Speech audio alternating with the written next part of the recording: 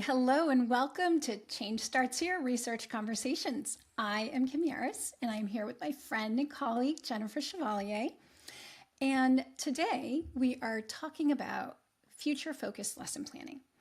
So the idea for this episode was planted back in September when we interviewed Dr. Amy Dittmar, an assistant superintendent from Ankeny Public Schools, who spoke with us about leading instruction with future readiness.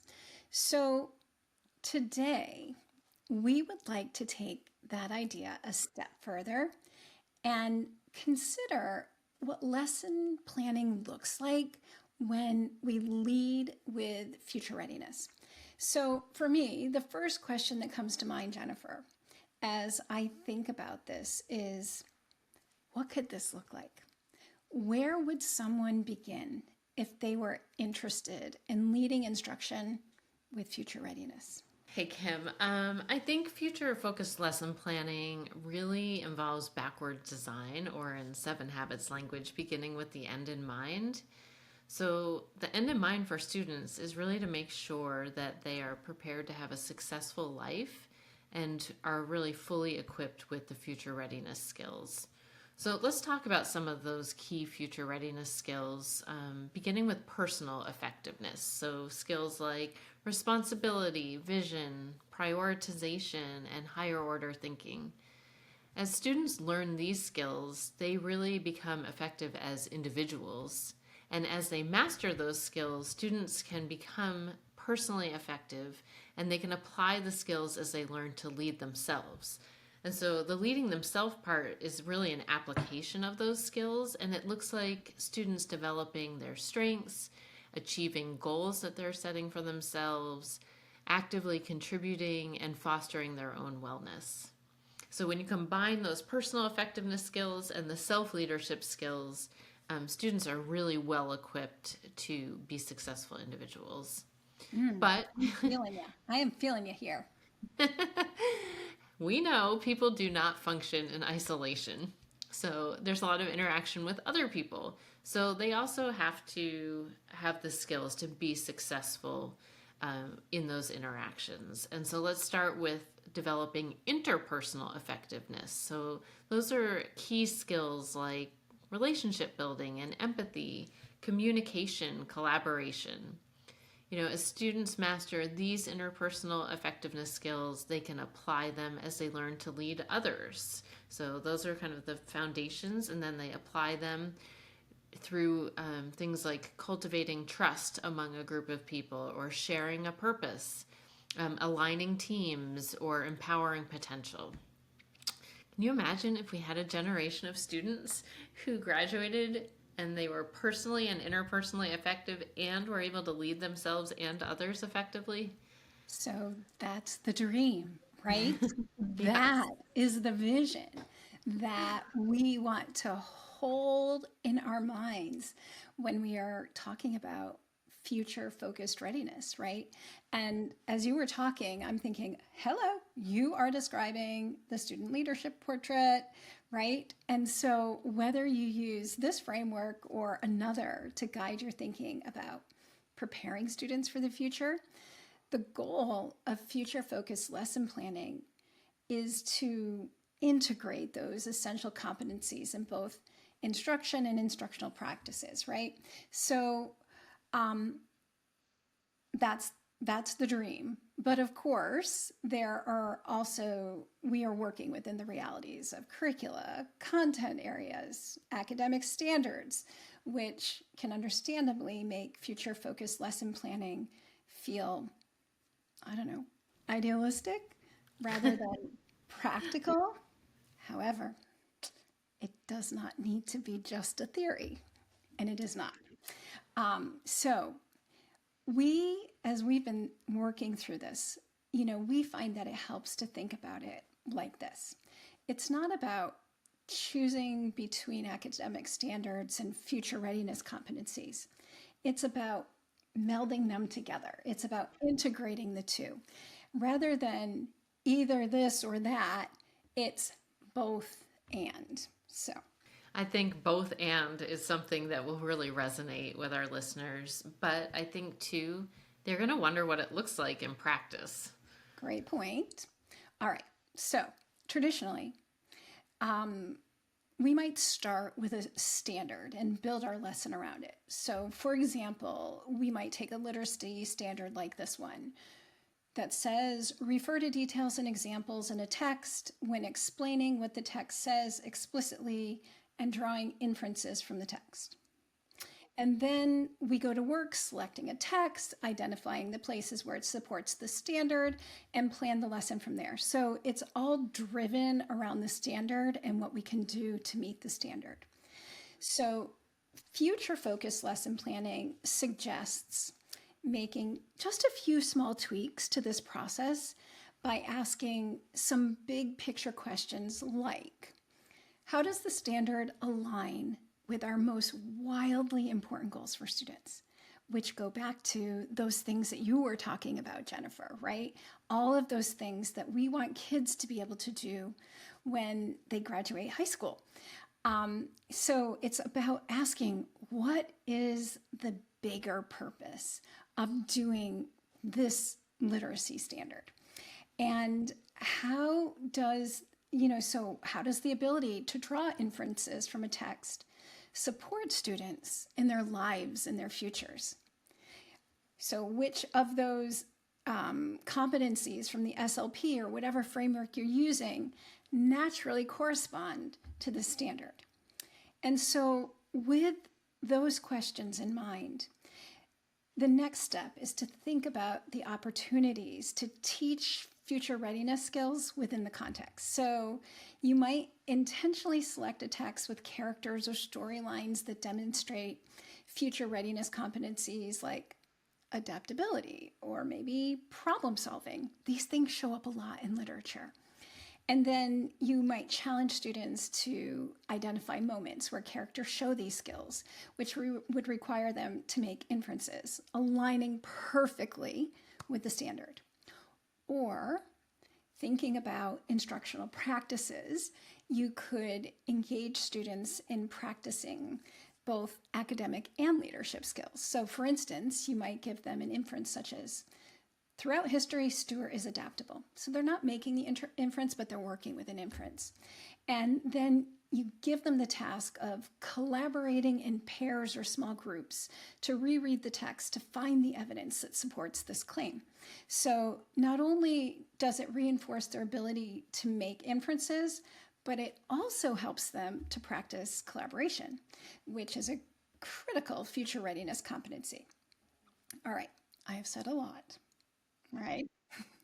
So, just to go back to kind of summarize the big picture, it starts with the academic standard and incorporates opportunities to align and integrate future readiness competencies like those on the SLP, which some teachers are likely already naturally doing or could easily do with a couple of small adjustments to their planning process.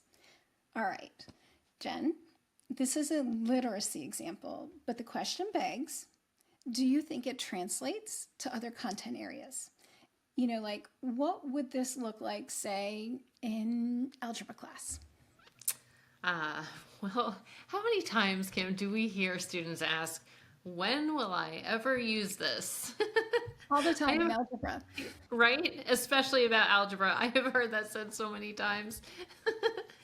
Honestly, as educators, we should always be making explicit connections between what students are learning and how that information is used beyond the classroom walls. So let's take the algebra skill of complex multi-step equations that involve multiple operations, which would require students to apply the order of operations. That's a key component of algebraic thinking. So talking this example through the process you just shared, Kim, teachers would ask, how does this align with our most wildly important goals? What's the big picture here? How does being able to solve multi-step equations fit in the bigger picture of their lives, their futures? And which future readiness competencies correspond to this skill? So how about algebraic expressions to plan a vacation with a friend? Right? Would that be an interesting problem to solve. Mm-hmm. And so students could figure out how to split the costs equally if they planned a trip together. So it's a common skill that we use as adults in real life, budgeting and figuring out the cost of trips. So the budget for each person for a trip would include something like the cost of the hotel room per night times the number of nights divided by two people because they're sharing the costs, plus meal costs times the number of meals divided by two people, plus the cost of one plane ticket because each person's only paying for their own ticket. And let's say they want to go to a concert and there's a special deal on the tickets. It's buy one, get one half off. So it would be the cost of one ticket plus 50% of the cost of one ticket divided by two people. Wow, so we just came up with a really complex algebraic equation to solve, but it's meaningful and relevant and exciting to the students. So when we consider what possibilities for teaching future readiness skills present themselves here, I immediately go to vision, right? The two students need to create a vision for the trip. And then, right? And then they have to prioritize. They have to either earn money or save money to be able to cover the cost of the trip and prioritize that over other short-term things that they would want to use the money for. Goal achievement would be a big piece of this. Can they see their plan through to achieve the goal of going on the trip? Mm-hmm. And let's not forget about personal wellness and fostering that, because we all need some fun in our lives, right? And some adventure. So that fits in there. And then we've got trust and collaboration. If only one friend saves the money for the trip, it's not going to work. So, so I mean, teachers can have the students actually partner up, pick a place they want to go, calculate the cost to go there, applying these algebraic principles. And then the students can talk through an action plan. What would they need to do as individuals and as partners to be able to make the trip happen? Doesn't that sound fun? Oh my gosh. Hearing you share this example takes me back to when I took algebra, and it makes me wonder how I would have felt and invested myself differently had I understood that there were real world applications and implications, right? I think I would have been a different math student. Um, so, one of the things that we know from both our practical experience as educators and from educational research is that the ultimate goal of education is for students to truly own what they learn, to use that knowledge to inform their thinking and decision making long after they leave the classroom. And I think this is the heart of future focused lesson planning. When we prioritize competencies like collaboration, communication, relationship building, trust, vision, our lesson design tends toward student-led learning. And so from research, we know that student-led learning enhances problem-solving skills, which, did you know, Jennifer, 86% of employers identified as the most valued attribute in their new hires? Well, while that's a high number, 86%, I don't think any of us are probably surprised that problem solving is such a critical skill. I mean, whether we call them problems or challenges or opportunities for growth, right? We label them all different ways. Being able to look at a problem and develop multiple potential solutions is key in personal life and on the job. Right. And student-led learning opportunities foster collaboration, autonomy, and critical thinking, which improves their ability to be able to successfully engage with real-world challenges. Agreed. Ultimately, when we contextualize what students are learning, the information will feel relevant and engaging. Students will want to learn the concepts when they understand how it will actually help them in life.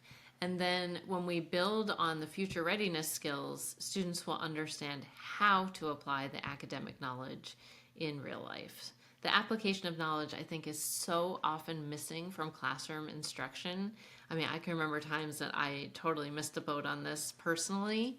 And it's not a criticism to myself or other teachers.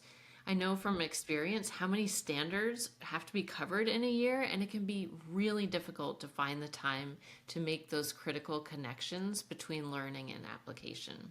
Agreed. So, what if we think about how we can make time for these kinds of connections and look towards project based learning? How about expanding the idea I used earlier about students planning a trip?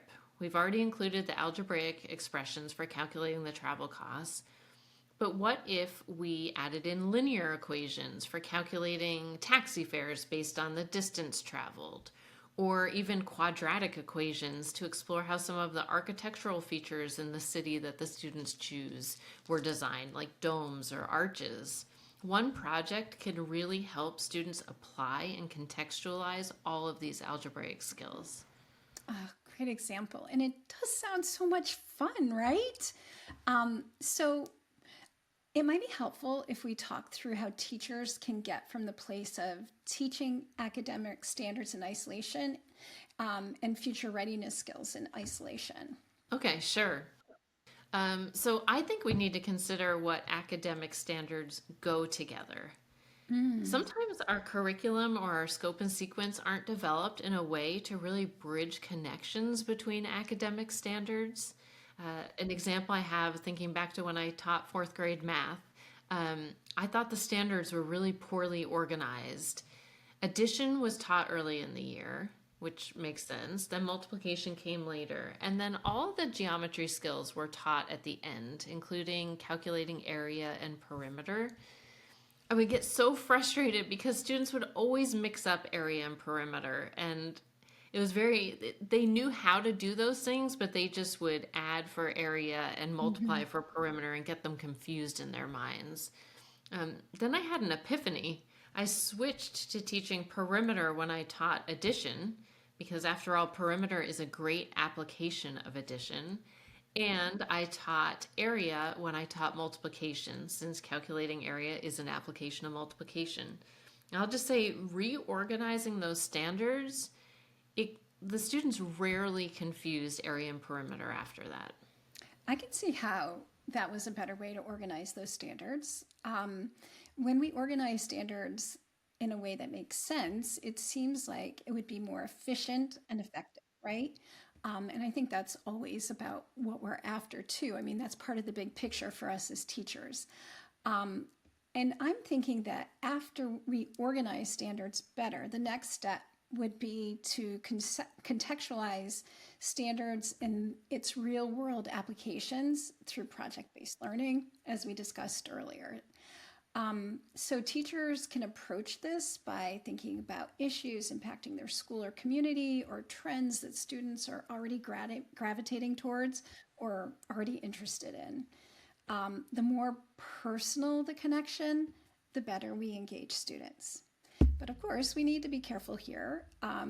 You know, we want to empower students to lead their own learning, while we don't want to over structure things.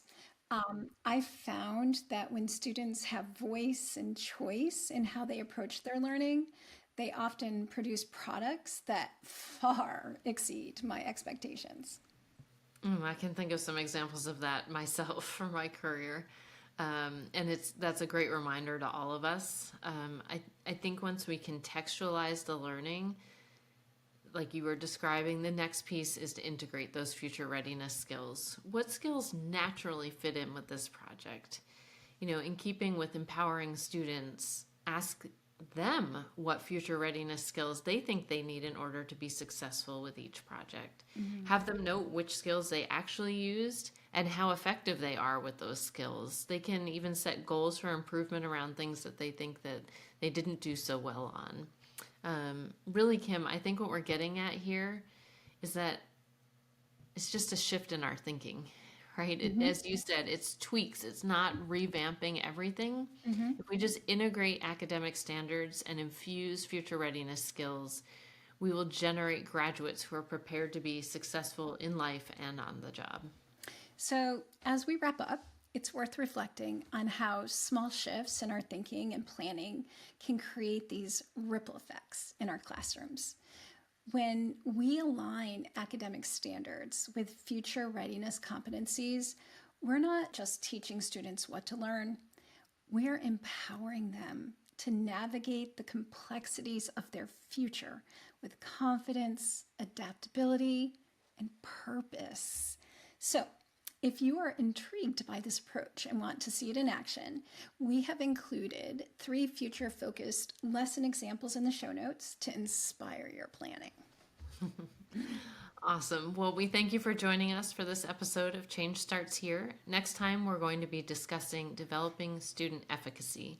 Make sure to like and subscribe so that you know when that episode drops. Thank you.